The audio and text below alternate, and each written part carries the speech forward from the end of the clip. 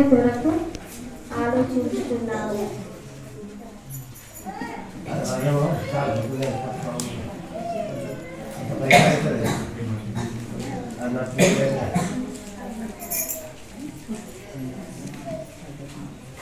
మనం చెప్పుకోబా పాటనేంటి?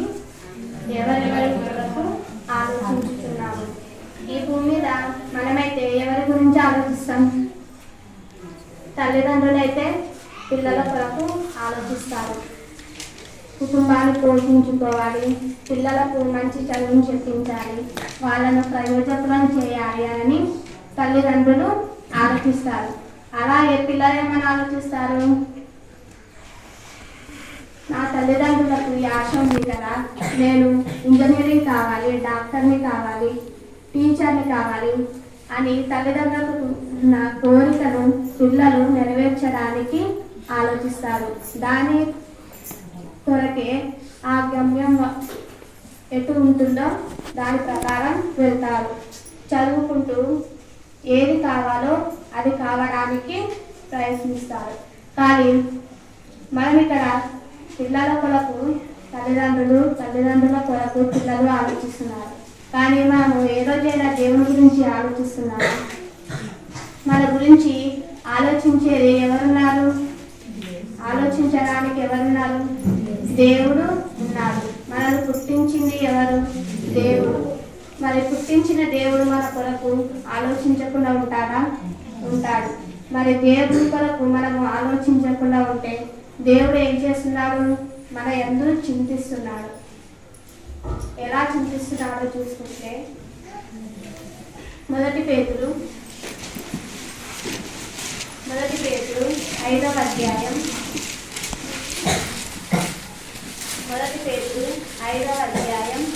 7వ వచనం.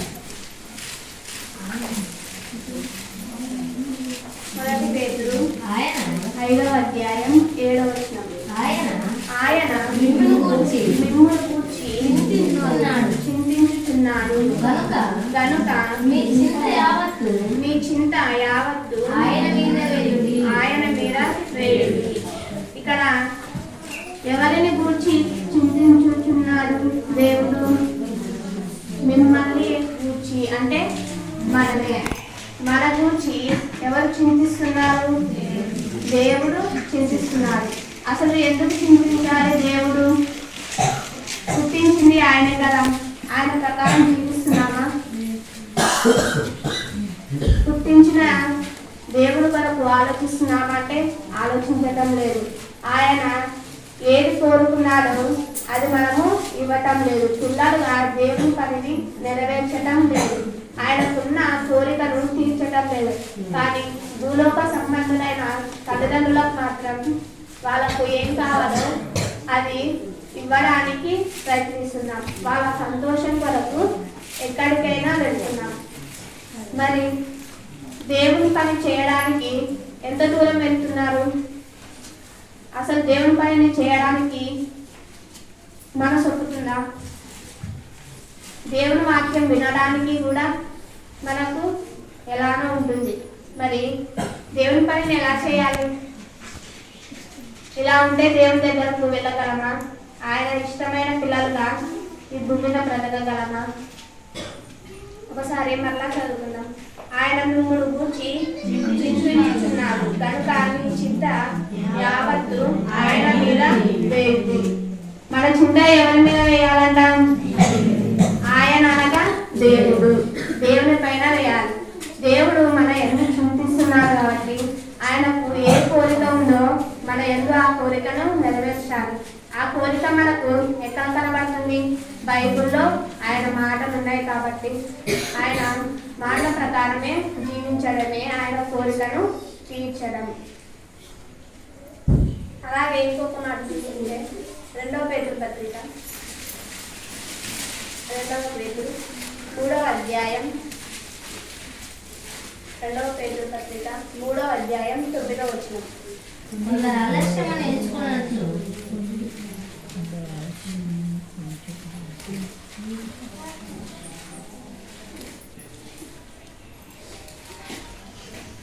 కింద చదువుకుందాం. ఎవడును నశింపవలనని ఇచ్చయింపక అందరూ మారు మనస్సు పొందవలనని కోరుకొనుచు మీ ఎడల దీర్ఘశాంతము గలవాడై ఉన్నాడు. ఇక్కడ ఎవరు దీర్ఘశాంతము గలవాడై ఉన్నాడు? దేవుడు. ఎందుకు దీర్ఘశాంతంగా ఉన్నాడు? అసలు దీర్ఘశాంతము అంటే ఆ పదానికి అర్థం ఏంటి? శాంతం అంటే ప్రశాంతంగా ఉండడం. దీర్ఘశాంతము అంటే ఎక్కువగా ఉండడం, అంటే ఎంతో ఓపికను తెచ్చుకొని మన ఎందు మనకు శిక్షను విధించకుండా మారుతారు నా పిల్లలు అన్నది దీర్ఘశాంతంతో దేవుడు ఉన్నాడు. ఎవడును నశింపవలనని ఇచ్చయించక అందరూ మారు మనస్సు పొందవలనని కోరుచు. ఇక్కడ ఏమి పొందాలని కోరుకుంటున్నారు? మారు మనస్సు. మారు మనస్సు ఎలా వస్తుంది? మారు మనసు ఎలా వస్తుంది? మనము బాప్తిసం తీసుకొని ప్రతిరోజు చర్చికి వచ్చి ఆయన మాటలను విని ఆ మాటల ప్రకారం జీవిస్తే అదే మారు మనసు రావడం. ఏది కోరుకుంటున్నారు దేవుడు? మారు మనసు. ఆ మారు మనసు మనలో వచ్చిందా? అది మీకే తెలుసు. అలా మన జీవితాన్ని ఒకసారి పరీక్షించుకుంటే మనలో మారు మనసు వచ్చిందో లేదో మనకే అర్థమైనది. పక్కన మనలో మారు మనసు ఉందా?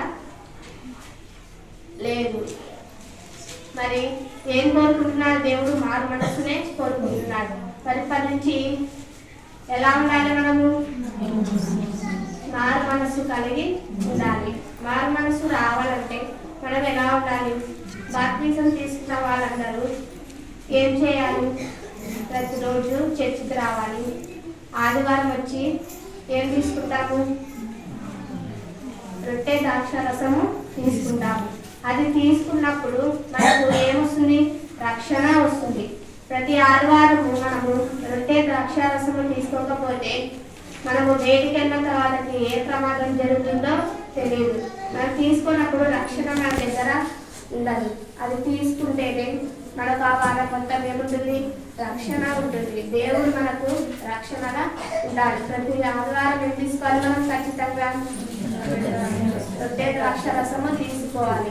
పనికి ఆదివారం వెళ్ళకూడదు. ఎందుకంటే ఆ రోజు దేవుని స్తుతించే రోజు. అలాగే దేవుడు ఆదివారం ఏం తీసుకున్నాడు? విశ్రాంతి తీసుకున్నాడు.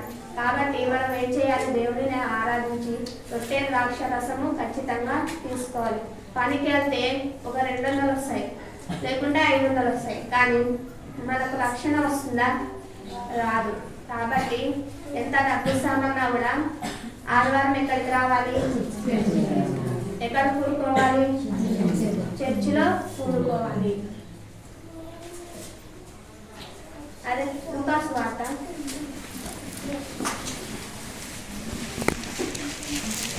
13వ అధ్యాయం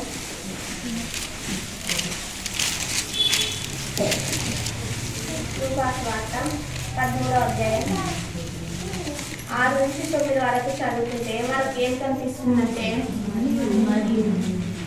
మరియు ఆయన వారితో ఉపమానము చెప్పాను.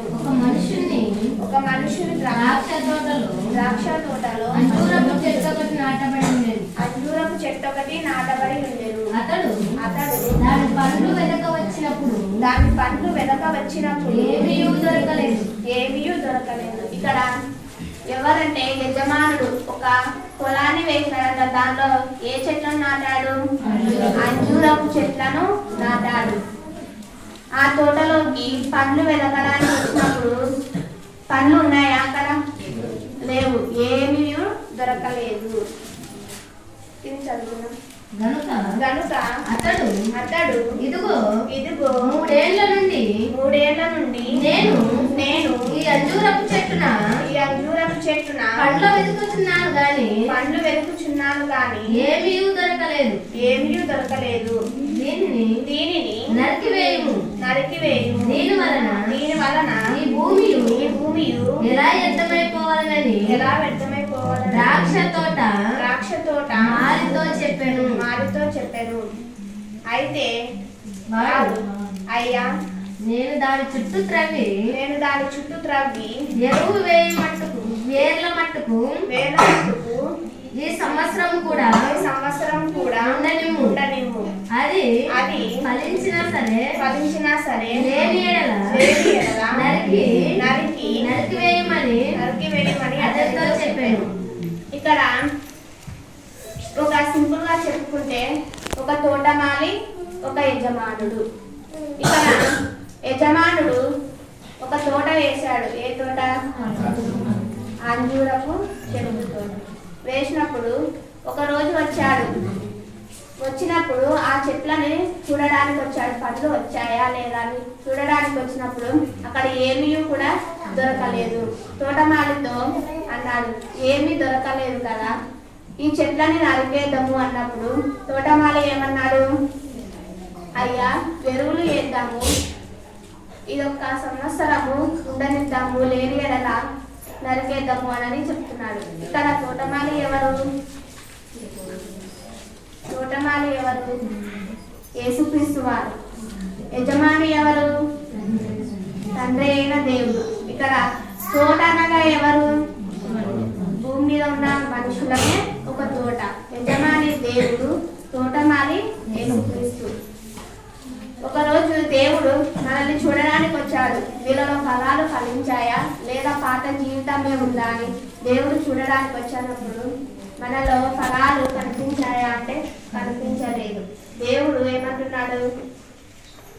ఈ ఫలాలు ఫలించటం లేదు, ఈ చెట్లను నరికేద్దాము అంటున్నాడు. కానీ తోటమాలిగా ఉన్న యేసుక్రీస్తు ఏమంటున్నాడు? అయ్యా ఇదొక్క సంవత్సరము ఉండనిద్దాము, ఎరువులు వేసాము అంటే ఎరువులు అంటే వాక్యము ఇంకా చెప్తున్నారు సేవకులు. ఇదొక్క సంవత్సరం ఇద్దాము, మారితే ఉంచుదాం, మారకుంటే నరికి పడేయడం అంటే చనిపోవడం. మనం చనిపోవడమే నరికి పడేయడం అంటే. వీళ్ళని తీసేద్దాము అని అంటున్నారు. ఈ భూమి మీద మనము పంట వేసేటప్పుడు ఎలా వేస్తాం? మంచి విత్తనాలను వేస్తాం. కానీ పెరగకుండా ఏం చేస్తాం? ముందే పీక్ పడేస్తాం. టైం సమయానికి ఇవ్వము.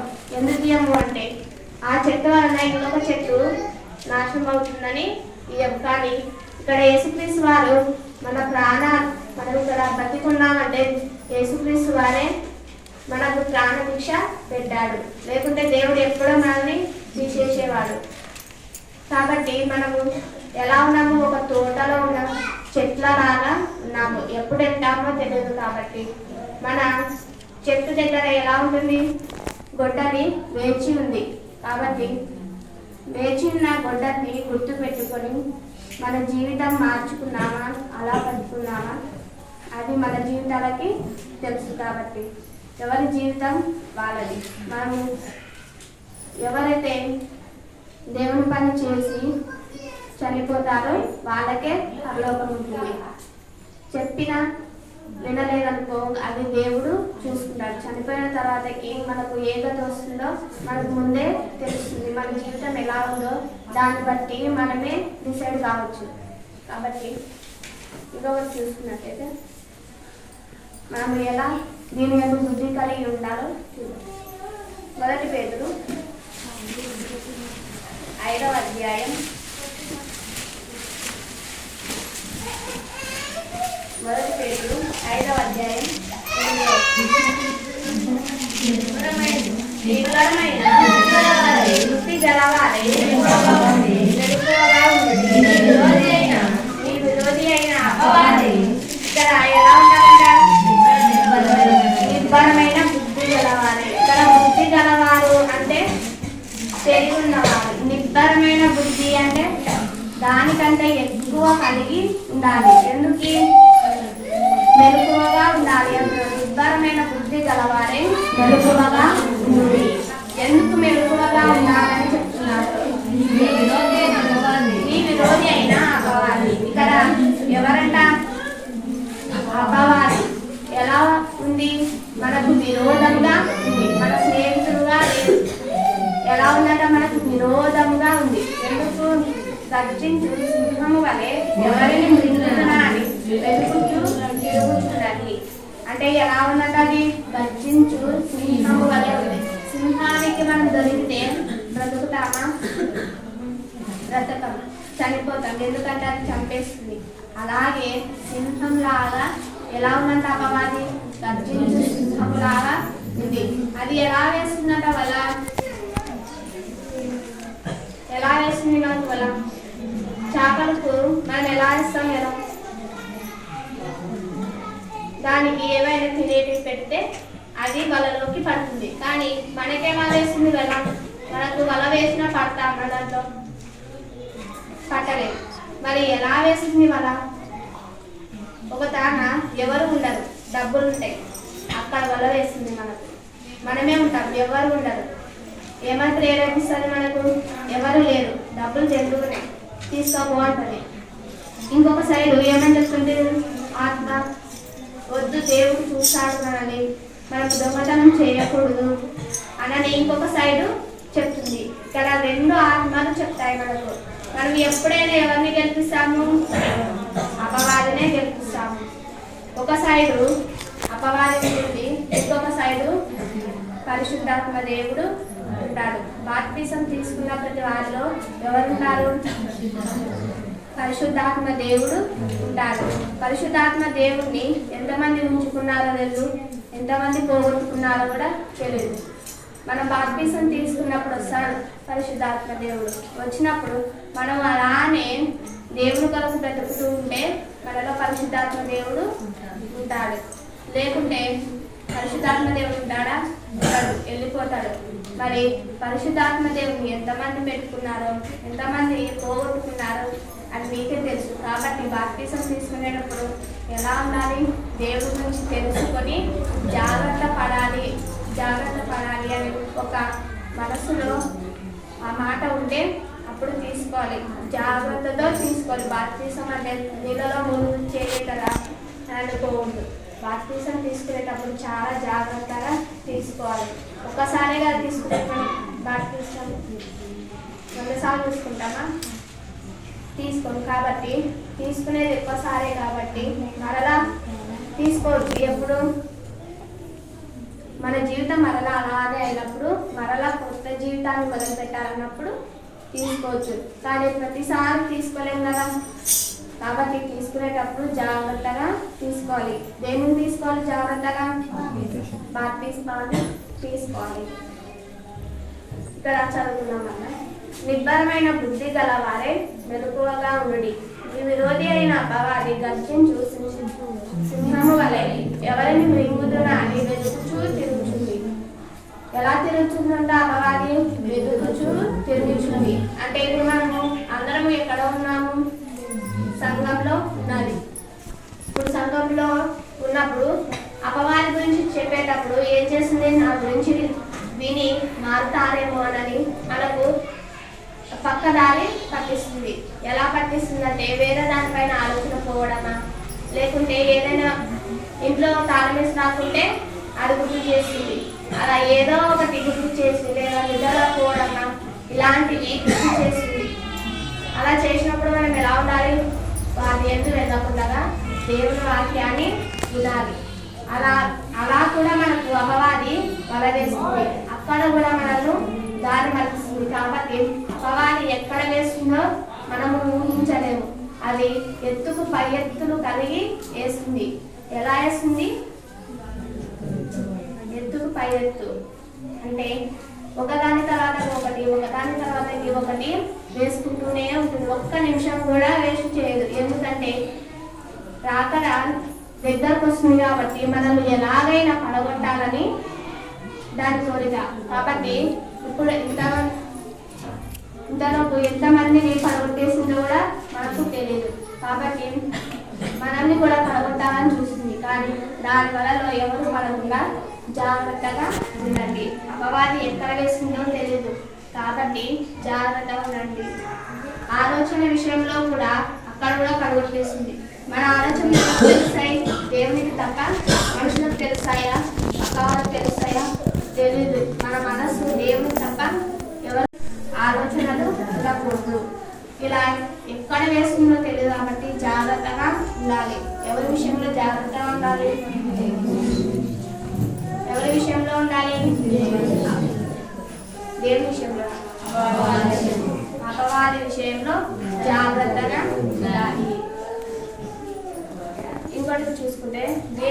మనకు ఏం చెప్తున్నాడో చూద్దాం. లూకాసు వార్త 12వ అధ్యాయం. లూకాసు వార్త 12వ అధ్యాయం 20వ వచనం చదువుకున్నాం. లూకాసు వార్త 12వ అధ్యాయం 20వ వచనం. అయితే దేవుడు వెర్రివాడా, ఈ రాత్రి నీ ప్రాణము అడుగుచున్నారు. నీవు సిద్ధపరిచినవి ఎవరి మగునని అతనితో చెప్పాను. ఇక్కడ ఎవరు చెప్తున్నారు? భక్తులు చెప్తున్నారా? ప్రవక్తలు చెప్తున్నారా? లేక దేవుడు చెప్తున్నారా? అక్కడ ముందే ఉంది. అయితే దేవుడు అంటే మనకి ఎవరు చెప్తున్నారు? మనల్ని కన్నా మన తండ్రే చెప్తున్నాడు. ఎవరు చెప్తున్నాడు? వెర్రివాడా అంటే ఈ మాట ఎందుకు ఉపయోగించాడు? మన జీవితాలను బట్టి దేవుడు ఆ మాటను ఉపయోగించాడు. వెర్రివాడా, ఈ రాత్రి నీ ప్రాణము అడుగుచున్నారు అంటే దేవుడు అడుగుచున్నారా లేక ఎవరో అడుగుచున్నారా? అడుగుచున్నారు అంటున్నారు. అంటే ఎవరో అడుగుచున్నారు, దేవుడు కాదు అడుగుచున్నది. అంటే ఇక్కడ ఎవరు అడుగుచున్నారు? మరి అడుగుచున్నాను నువ్వు అంటే దేవుడు అడుగుతున్నట్టు, కానీ అడుగుచున్నారు అంటే వేరే వాళ్ళు అడుగుతున్నట్టు. ఎవరు అడుగుతున్నారు? అసలు భక్తులందరూ చనిపోయి ఎక్కడున్నారు? పరదేశంలో ఉన్నారు. ఎవరు అడుగుతున్నారంటే పరదేశంలో ఉన్న వాళ్ళే అడుగుతున్నారు. ఎవరి ప్రాణం అడుగుతున్నారు? మన ప్రాణాలను అడుగుతున్నారు. ఎందుకు అడుగుతున్నారు?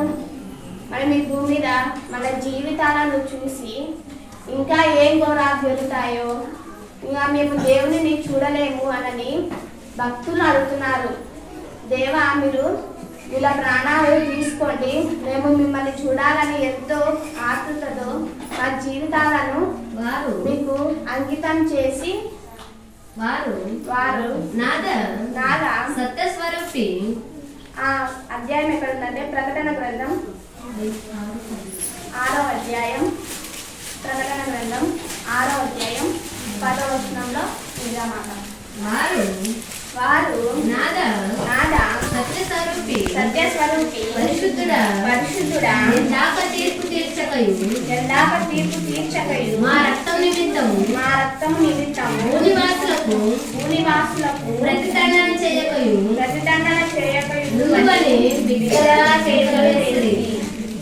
ఇక్కడ కనిపిస్తున్నమాట. ఇక్కడ ఎవరు అడుగుతున్నారు? తన భక్తులే అంటున్నారు. దేవుడిని ఎన్ని పేర్లతో పిలుస్తున్నారు? నాదా, సత్యస్వరూపి అని ఎందుకు పిలిచారు అంటే ఆయన సత్యమే మాట్లాడతాడు, అబద్ధాలు చెప్పడు. సత్యానికే ఎవరు స్వరూపి? ఎవరు? దేవుడు సత్య స్వరూపి అంటే సత్యానికే స్వరూపి. ఆ మాట మనకు ఎవరైనా అనగలరా? సత్య స్వరూపి అని మనల్ని పిలిచగలరా? పిలిచాలి. ఎందుకంటే మనం ఎన్ని అబద్ధాలు చెప్తామో పక్క వాళ్ళకే తెలుస్తుంది. మనం అబద్ధం ఆడేటప్పుడు వాళ్ళకి తెలుసు, కానీ మనల్ని అనలేరు. ఎందుకంటే ఈ లోకం ఎట్టుందో తెలుసు. తప్పు అని అంటే మనల్ని ఏమంటారు? బూతులు మాట్లాడతారు. కాబట్టి కొంతమంది దాని వలన కూడా వెనక్కి వెళ్ళేవారు ఉన్నారు. అలాగే ఇంకొక మాట కూడా పిలుస్తున్నారు, పరిశుద్ధుడు అంటే ఎవరిని పిలుస్తారు? దేవుడినే పిలుస్తారు, మనుషులనే పిలుస్తారు. ఎందుకు? పరిశుద్ధత మనలో లేదు కాబట్టి మనల్ని పిలవరు. దేవుడు ఎలాంటి వాడు? పరిశుద్ధుడు కాబట్టి దేవుడిని పరిశుద్ధుడా అని పిలుస్తున్నారు. ఎన్ని పేర్లతో పిలిచారు దేవుని? నాదా, సత్యస్వరూపి, పరిశుద్ధుడా 3 పేర్లతో దేవుని పిలిచారు. చదువు. ఎందాక తీర్పు తీర్చకయు మా రక్తము నిమిత్తము భూనివాసులకు ప్రతిదండనం చేయకయుండు అని బిగ్గరగా కేకలు వేసింది. ఎలా వేస్తున్నారంట కేకలు? బిగ్గరగా వేస్తున్నారు. అంటే ఎంత గట్టిగా అరుస్తుంటే ఆ పదం వాడింటారు. బిగ్గరగా అంటే ఎంతో గట్టిగా అరుస్తున్నారు, కేకలు వేస్తున్నారు. ఎందుకు కేకలు వేస్తున్నారు? మనకు ప్రతిదండన చేయాలని కేకలు వేస్తున్నారు. అంటే ఎవరి రక్తంతో చేయాలంట ప్రతిదండన? భక్తుల రక్తముతో. భక్తుల రక్తం ఎక్కడిది? భక్తులందరూ చనిపోయేటప్పుడు ఎలా చనిపోయారు? మంచం మీద పడుకొని చనిపోయారా? లేకుంటే రాళ్ళతో కొట్టబడి చనిపోయారా? రక్తం కారుతూ రాళ్ళతో కొట్టబడి చనిపోయారు. వారు చనిపోయే ముందు కూడా ఎవరిని తలంచుకున్నారు? దేవునినే తలంచుకున్నారు. కొట్టిన వారిని కూడా ఏమని ప్రార్థన చేశారు? వీళ్ళని క్షమించు తండ్రి అనని ప్రార్థన చేశారు. అంటే ఇక్కడ ఎవరిని చూసి నేర్చుకున్నారు భక్తులందరూ? యేసుక్రీస్తు వారిని చూసి నేర్చుకున్నారు. అంటే యేసుక్రీస్తు వారు కూడా మాటను పలికారంటే పలికారు. ఎక్కడ? సిలువలో పలికారు.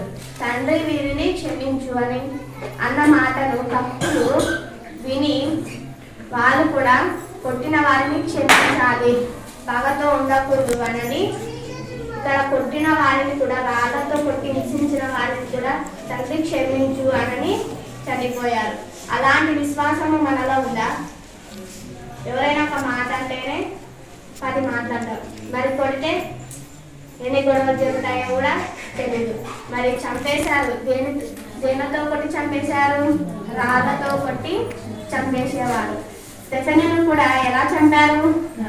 రాళ్ళతోనే చంపారు. భక్తులందరి మరణము ఎలా అంటే వాళ్ళకు ఏదైనా యోబు గారికి ఎలాంటి వచ్చాయి? కురుపులు వచ్చాయి. తన పిల్లలందరూ పోయారు. ఆస్తి పోయింది. అంతా ఆస్తి పోయినా కూడా దేవుని వదలలేదు. తన భార్య ఏమనింది? చనిపో అనింది. కానీ భార్యను ఏమన్నా అన్నాడా? ఏమనలేదు. ఒక్క మాట అన్నాడు. ఏమన్నాడు?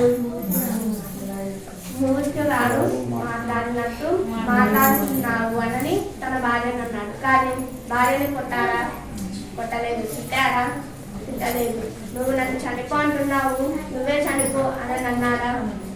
అనలేదు. కానీ ఇక్కడ యోబు గారి విశ్వాసమును చూసుకున్నాం. అలాగే స్టెఫెను గారి జీవితాన్ని కూడా చూసుకున్నాం. అంటే స్టెఫెన్ గారు ఎలా చనిపోయాడు? చనిపోయేటప్పుడు రాళ్ళతో కొట్టబడి చనిపోయారు. మరి చనిపోయినా కూడా వాళ్ళు పగతో తగిలిపోయారంటే లేదు. ఇక్కడ ఎవరిని నమ్మారు? దేవునిని నమ్మారు. దేవుని నమ్మిన పిల్లలు, విశ్వాసం గల పిల్లలు ఎలా ఉంటారు అంటే ఇలా ఉంటారు. ఈ భూమి మీద కూడా ఎవరైనా ఉన్నారా ఇలా అంటే? ఎవరు లేరు. ఎవరైనా ఒక మాట అంటే కూడా పడలేరు. అలాంటిది మనకు పరలోకం వస్తుందా? రాదు. మన జీవితం ఏ పాటిది? మన ఆత్మ ఎలాంటిది? మన దేహము ఎన్నాళ్ళు ఉంటుంది? మన ఆత్మ దీంట్లో ఉన్నప్పుడే దేహానికి కలగలిక వస్తుంది. ఆ మాట చూస్తున్నాం. యోహాను రాసిన పత్రిక 6వ అధ్యాయం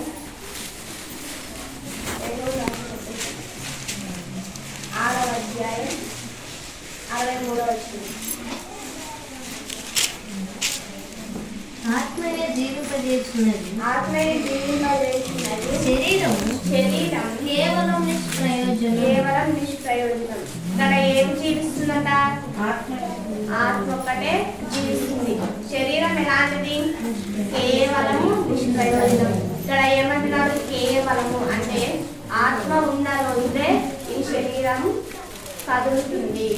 ఆత్మ లేకుంటే ఈ శరీరం ఏ పాటిది? నిష్ప్రయోజనం. అంటే ఆత్మ ఉంటేనే ఇది మూమెంట్ ఉంటుంది. అంటే ముందుకి వెళ్ళడానికైనా, వెనక్కి వెళ్ళడానికైనా, పక్కకి జరగడానికైనా ఏది ఉండాలి?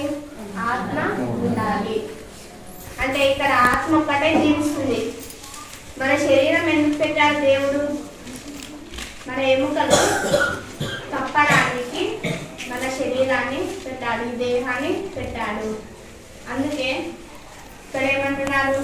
ఆత్మయే జీవింపజేయుచున్నది. శరీరం కేవలం అంటే శరీరం ఏ పాటిలో తెలుస్తుంది. ఈ శరీరం ఎన్నాళ్ళున్నా మట్టిలో కలిసిపోయేది. ఈ దేహం ఎక్కడి నుంచి వచ్చింది? మట్టి నుంచి వచ్చింది. మరలా ఎక్కడికి వెళ్తుంది? మట్టిలోకే వెళ్తుంది. అంటే దేహం ఎక్కడి నుంచి వచ్చిందో అక్కడికే వెళ్తుంది. ఆత్మ కూడా ఎక్కడి నుంచి వచ్చిందో అక్కడికే వెళ్ళాలి. కానీ ఎక్కడికి వెళ్తుంది ఆత్మ? దేవుని దగ్గరికి వెళ్ళడం లేదు. ఎక్కడికి వెళ్తుంది మరి? నరకానికి వెళ్తుంది. మరి ఆత్మను ఎక్కడి నుంచి వచ్చిందో అక్కడికే పంపించాలి. దేవుడు మనకు చెప్పాడు. ఏమని చెప్పాడు? నా పనిని చేసి మరలా మీరు నా దగ్గరికి రండి అని చెప్పాడు. కానీ మనం ఆ మాటని మర్చిపోయాం. ఎలా ఉన్నాడు? అసలు దేవుడు ఉన్నాడు అని కూడా మర్చిపోతున్నాం. ఎప్పుడు చర్చికి వస్తే అప్పుడు గుర్తొస్తాడు దేవుడు. ఏమైనా అనారోగ్యంతో ఉన్నా, ఏమైనా రోగాలు వచ్చినప్పుడు అప్పుడు దేవుడు గుర్తొస్తాడు. హ్యాపీగా ఉన్నప్పుడు, సంతోషంగా ఉన్నప్పుడు దేవుడు గుర్తురాడు. ఎందుకంటే ఆనందంగా ఉన్నాం కదా, మన కుటుంబంతో ఆనందంగా ఉన్నప్పుడు, ఏదైనా సంపద కలిసి వచ్చినప్పుడు, అలాంటప్పుడు మనము ఆనందంగా ఉన్నప్పుడు అవునాకి ఇలా సంపద కలిసి వచ్చింది కదా, దేవుడి వాక్యం పెట్టిద్దాము, ప్రజలకు వినిపిద్దాము అని మన మనసు ఒప్పుకోదు. పోనీ మనం కానుక వేస్తామంటే కానుక కూడా వేయం. ఎందుకంటే దేవునికి ఇవ్వడానికి మనకు కానుక ఉంది. ఎందుకు? మనం పుట్టించింది దేవుడే కదా, దేవునికి ఇవ్వడానికి వెనకకు ముందుకే రావాలి. కానీ ఎంతో మంది దేవునికి ఇవ్వాలంటే ఇష్టపడరు, కానీ దేవునికే ఇవ్వాలి. మనను ఇంత ఆరోగ్యవంతంగా పెట్టింది ఎవరు? దేవుడే. మన గురించి ఇంత ఆలోచిస్తున్నాడు కదా దేవుడు.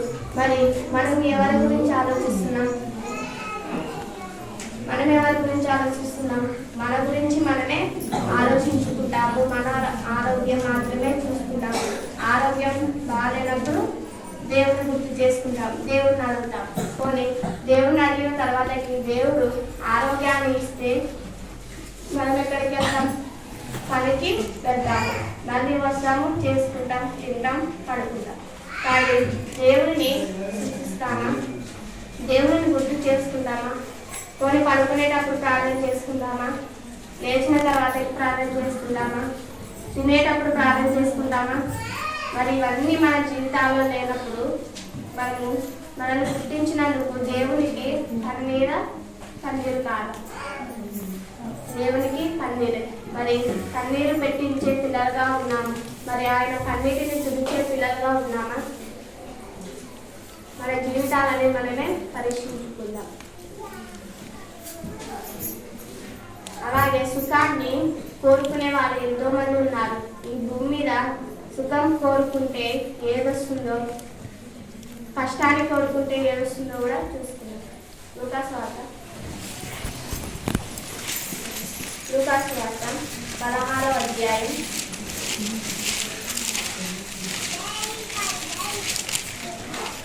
25వ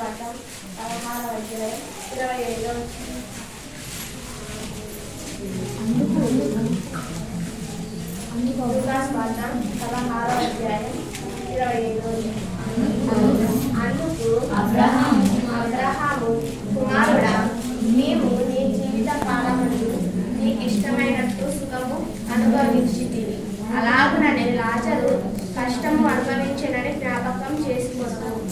ఇప్పుడైతే వాడు ఇక్కడ నెమ్మది పొందుచున్నాడు, నీవు యాతనపడుతున్నావు. ఇక్కడ ఎవరి గురించి? ధనవంతుడు గురించి, లాజరు గురించి. ఇక్కడ వాళ్ళు ఎలా బ్రతికాడు భూమి మీద? ధనవంతుడు ఎలా బ్రతికాడు? సుఖంగా బ్రతికాడు, సుఖాన్ని కోరుకున్నాడు. లాజరు ఏది కోరుకున్నాడు? కష్టాన్ని కోరుకున్నాడు. లాజరుకి అంతకుముందు డబ్బు ఉందా అంటే ఉంది, కానీ ఏం చేశాడు? ప్రజలకు పంచిపెట్టి, పేదలకు పంచిపెట్టి దేవుని పని చేయాలి అని ఆయన తన ఆస్తినంతా వదులుకొని దేవుని పని కొరకు వచ్చాడు. అలా లాజరు కష్టాన్ని కోరుకున్నాడు. ఇప్పుడు చనిపోయిన తర్వాత ఆయనకి ఏమొచ్చింది? నెమ్మది పొందు స్థలానికి వెళ్ళాడు, అంటే సుఖం వచ్చింది. చనిపోయిన తర్వాతకి మనకు సుఖం కావాలన్నా, కష్టం కావాలన్నా మనము ఈ భూమి మీద చేసేదాన్ని బట్టి ఉంటుంది. మనం సుఖాన్ని కోరుకుంటే అక్కడికి వెళ్ళాక ఏదొస్తుంది? కష్టం వస్తుంది. ఇక్కడ కష్టాన్ని అనుభవిస్తే అక్కడికి వెళ్ళిన తర్వాతకి ఏదొస్తుంది? సుఖం వస్తుంది. కష్టం అంటే ఇక్కడ మన పని మనం చేసుకొని తినడం కాదు, దేవుని కొరకు కష్టపడాలి. అంటే స్వార్థం ప్రకటించాలి. ఎంతమంది మన ప్రాణం తీస్తామన్నా కూడా మనం ప్రాణాన్ని లెక్క చేయకూడదు. ఎవరైనా నీ ప్రాణం తీస్తాము, నువ్వు బైబుల్ని వదిలేయి, లేకపోతే నీ ప్రాణం తీస్తాము అన్నా కూడా ఏం చేయాలి? మనం బైబుల్ని వదలకూడదు. ఏం చేయాలి? బైబుల్ని పట్టుకొని నా దేవుడు ఉన్నాడు అని మనం వెనక్కి తగ్గకూడదు. అలా ఉన్నప్పుడు మారే వాళ్ళు మారుతారు, లేదా ప్రాణం తీసేవాళ్ళు తీస్తారు. ఎన్నాళ్ళైనా మనం చనిపోయేదే కదా. అదే దేవుని కొరకే మన ప్రాణాలు ఇస్తే చనిపోయిన తర్వాత ఎక్కడ ఉంటాము? నెమ్మది పొందే స్థలంలో ఉంటాము. ఈ భూమి మీద కష్టాన్ని కోరుకుంటే అక్కడ ఏం దొరుకుతుంది? సుఖము దొరుకుతుంది. ఇక్కడ సుఖాన్ని కోరుకుంటే అక్కడ ఏం దొరుకుతుంది? కష్టము దొరుకుతుంది. నిర్ణయం మీదే. కాబట్టి దేవుడు కూడా మన గురించి ఆలోచిస్తున్నాడు. మరి మనం దేవుడి గురించి ఎప్పుడైనా ఆలోచించామా? అవునా, తండ్రి నన్ను పుట్టించాడు, ఆయన పని చేస్తే సంతోషపడతాడు కదా, నేను ఒక్కసారైనా దేవుడి పని చేయాలి అనే ఆలోచన ఎప్పుడైనా మనకు వచ్చిందా? వచ్చినప్పుడు ఏం చేస్తాం? వెనక్కు తిరిగి చూస్తాం. కాబట్టి అలా ఉండే వారిగా ఉండకుండా దేవుని పనిని చేయడానికి ముందుకు రావాలి. ప్రార్థన చేయాలంటే కూడా భయపడతారు. ప్రార్థన అనగా ఏంటి అసలు? ప్రార్థన అనగా ఏంటి? దేవునితో మాట్లాడడమే ప్రార్థన చేయడం. మరి ప్రార్థన చేయడానికి ఎందుకు భయపడతారు? దేవునితో మాట్లాడే ఛాన్స్ వచ్చినప్పుడు మనం ఏం చేయాలి? దేవునితో మాట్లాడాలి, వాక్యం చెప్పాలి, పాటలు పాడాలి.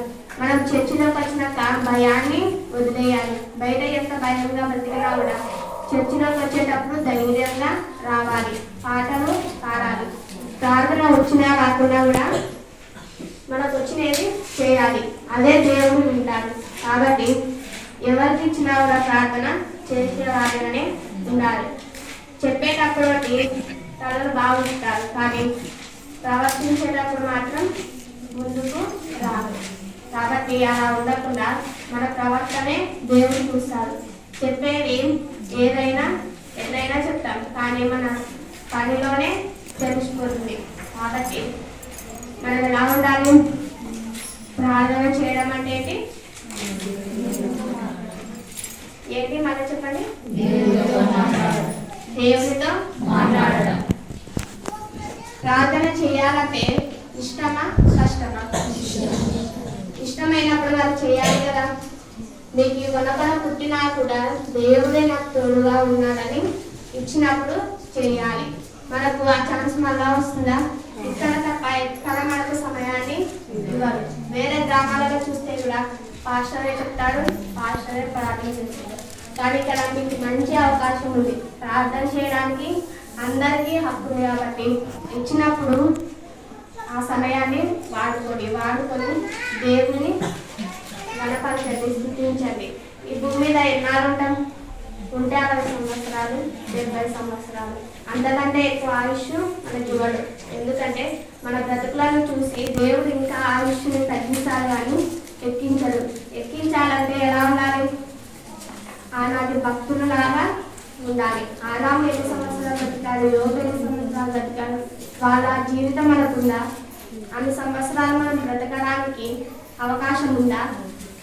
లేదు. ఎందుకంటే 50 సంవత్సరాలకే కాళ్ళ నొప్పులు అంటారు, నడుము నొప్పులు అంటారు. మరి ఆ నొప్పులు ఎందుకు వస్తున్నాయి?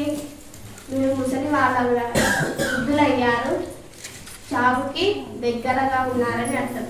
ఇంకా వయసులో ఉన్నా కూడా బుద్ధులు మాట్లాడతారు. మరి అలా ఉంటే మనకు తలనొప్పి వస్తుందా? రాదు. ఆనాటి భక్తులకు వేరుగా ఏంది? సహించుకునే గుణం ఉంది. ఎంత హింస వచ్చినా కూడా సహించుకొని ఎన్నాళ్ళున్నా దేవుని దగ్గరికి పోవాలి అన్నది. ఎన్ని హింసలు వచ్చినా కూడా సహించుకున్నారు. అలానే మనం కూడా ఉండాలి. ఇక్కడ మనం ఎవరి గురించి ఆలోచిస్తున్నాము? ఇప్పుడు మన గురించి ఆలోచిస్తున్నామా? దేవుడి గురించి ఆలోచిస్తున్నామా? మన కుటుంబం గురించి ఆలోచిస్తున్నామా? ఎవరి గురించి ఆలోచిస్తున్నాము? మన గురించి మనమే ఆలోచిస్తున్నాం కానీ అవును దేవుడు నన్ను పుట్టించాడు, ఇప్పటి నుంచైనా దేవుని పని చేద్దాము అని ఎంతమందికి వచ్చిందో మీకే తెలుసు. కాబట్టి ఇప్పటి నుంచైనా దేవుని కొరకు బ్రతకండి. మన గురించి ఆలోచించుకోకుండా దేవుడికి ఏది ఇష్టమో అది చేయండి. మనము తినడానికైనా ఏం కావాలి? ఆహారం కావాలి. అలాగే ఉండడానికి ఇల్లు కావాలి. తినాలంటే మనకి ఏం కావాలి? డబ్బులు కావాలి. కాబట్టి డబ్బులు కావాలంటే ఎలా వస్తాయి? పని చేసుకుంటేనే డబ్బులు వస్తాయి. కాబట్టి పని చేసుకోవాలి. కానీ ఆరాధించే సమయంలో దేవుని దగ్గర ఉండాలి. ప్రతిరోజు ప్రార్థన చేసుకోవాలి. పడుకునేటప్పుడు ప్రార్థన చేసుకోవాలి. మనము పడుకున్నప్పుడే చనిపోతామో తెలీదు. కాబట్టి మనం పడుకునేటప్పుడు ఎవరితో మాట్లాడి పడుకోవాలి? దేవుడితో మాట్లాడి పడుకోవాలి. లేచేంత వరకు కూడా చాలా మంది ఉండరు. నిద్రమత్తులోనే చనిపోయే వాళ్ళు కూడా ఉన్నారు. లేచినామంటే మనకు ఆ రోజు చూసే అవకాశం ఉందో లేదో కూడా తెలియదు. ఎక్కడ చనిపోతామో తెలియదు. కాబట్టి లేచినప్పుడు కూడా ఎవరితో మాట్లాడాలి? దేవుడితో మాట్లాడాలి. తినేటప్పుడు కూడా ఎవరితో మాట్లాడాలి? దేవుడితో మాట్లాడే తినాలి. ఎందుకంటే తింటూ కూడా చనిపోయేవారు చాలా మంది ఉన్నారు. కాబట్టి తినేటప్పుడు కూడా ప్రార్థన చేసుకొని తినాలి. ఇలా దేవుడిని ఆలోచించి తినాలి. దేవుడి గురించి ఆలోచించే పిల్లలుగా ఉండాలి. మన గురించి ఆలోచిస్తున్నాము, దేవుడి గురించి ఆలోచిస్తున్నాము. మీకే నిర్ణయం వదిలేస్తున్నాను.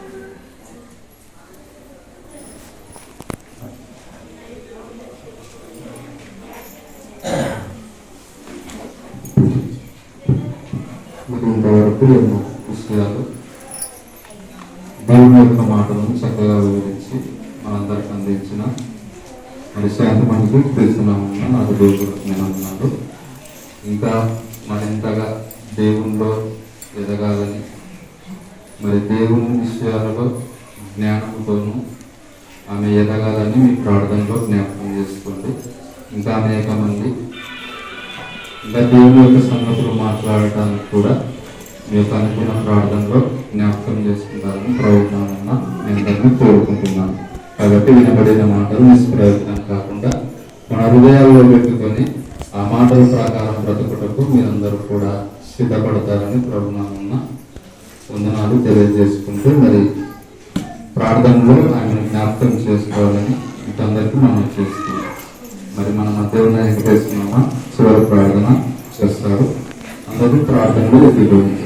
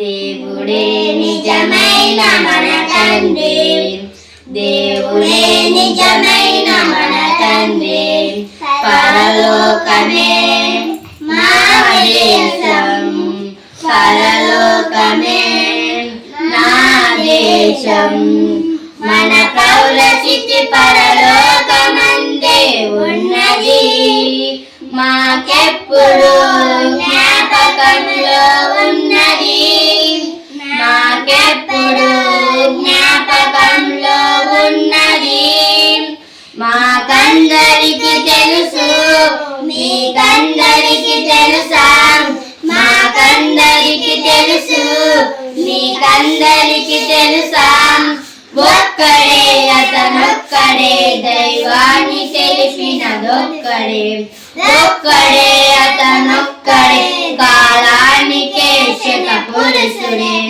దేవుడే నిజమైన మన తండ్రి దేవుడే నిజమైన మన తండ్రి భారతీయులు మాత్రమే నా సోదరులా ప్రపంచంలో మనుషులంతా సోదరులే భారతీయులు మాత్రమే నా సోదరులా ప్రపంచంలో మనుషులంతా సోదరులే అందరూ మన అన్నలే అందరూ మన తమ్ములే అందరూ మన అక్కలే అందరూ మన చెల్లెలే అది తెలుసుకొని జీవించాలి అది తెలుసుకొని ప్రేమించాలి నిన్ను వలని పొరుగు వారిని ప్రేమించాలి నీ శత్రువైన ప్రేమించి నిన్ను మార్చాలి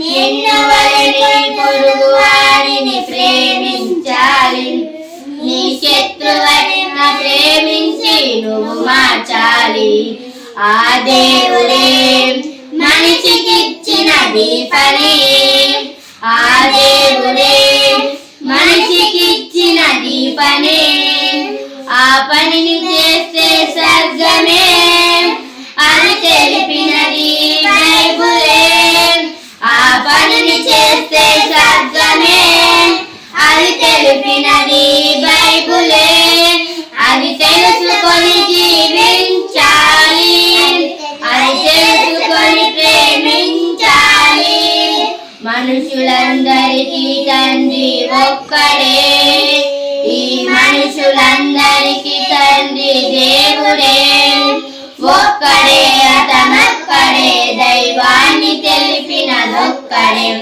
ఒక్కడే అతనొక్కడే కాలానికే శక పురుషుడే దేవుడే నిజమైన మన తండ్రి దేవుడే నిజమైన మన తండ్రి పరలోకమే మా దేశం పరలోకమే నా దేశం మన ప్రవచితి పరలోకమందే ఉన్నది మాకెప్పుడు జ్ఞాపకంలో ఉన్నది మాకెప్పుడు జ్ఞాపకంలో ఉన్నది మాకందరికి తెలుసు మీకందరికి తెలుసా మాకందరికి తెలుసు నీకందరికి తెలుసా ఒక్కడే అతనొక్కడే దైవాన్ని తెలిపినదొక్కడే ఒక్కడే అతనొక్కడే కాలానికే శక పురుషుడే దేవుడే నిజమైన